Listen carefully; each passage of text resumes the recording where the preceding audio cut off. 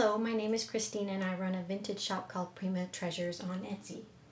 Before we jump into talking about this lamp, I wanted to just remind everybody who's watching that if you have a topic you'd like to see me discuss in a future video, please share it in the comments.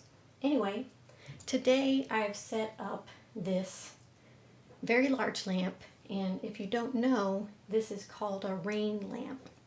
And there's a reason for that. I don't know if you can see, but you've got all of these threads crisscrossing the outside of the lamp. And what they would have done with this lamp is down here in the bottom there are holes and there's a motor down here.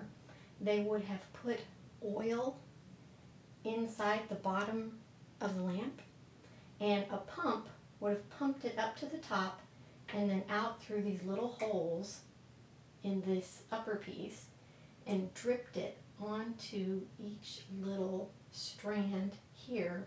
And you can see hopefully you can see there's two levels of line. There's some that go straight down and some that go kind of diagonal. And so it would have created an interesting crisscross effect when the little beads of oil, and they would have just dripped like a little bead right here and then another little bead and another little bead, and it looked like rain. So it was actually mineral oil, and this was a very popular lamp style in like the 1970s. In fact, I found a couple of old Sears catalogs that had pictures of rain lamps, so that's clearly kind of the main timeline when they were selling them.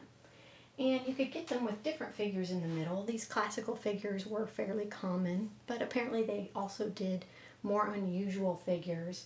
Also, they would have had some type of greenery around the base, I guess just to make it look a little bit more like a garden. This one didn't come with greenery, it's just like little plastic leaves and flowers. But we had a companion lamp that came with this that had all the greenery with it, so I kind of borrowed a couple of pieces just to sort of show you what it would have looked like. So these would have been tucked in around the base of the lamp, probably to disguise all the little holes that are in there. Anyway, these lamps are pretty iconic for this time period. Like I said, it would have been maybe late 60s and then into the 70s. They were most often ceiling lamps like you see here with the chain kind of hanging down. They did make smaller tabletop versions and some like wall versions, but those are not as common. Pretty much everything I've seen in the last 7 or 8 years has been one of these hanging lamps with the chain that would have mounted from the ceiling. So anyway, I have not rehabbed this lamp, so it doesn't function. In fact, I can tell that it definitely needs a good cleaning out, because in the base of this lamp, you can't really see, but all of the holes have oil residue and stuff. So clearly this one's going to need to be aggressively cleaned out in order to be brought back to original functionality. But the light still works and the lamp still looks cool despite whether, not turning it on.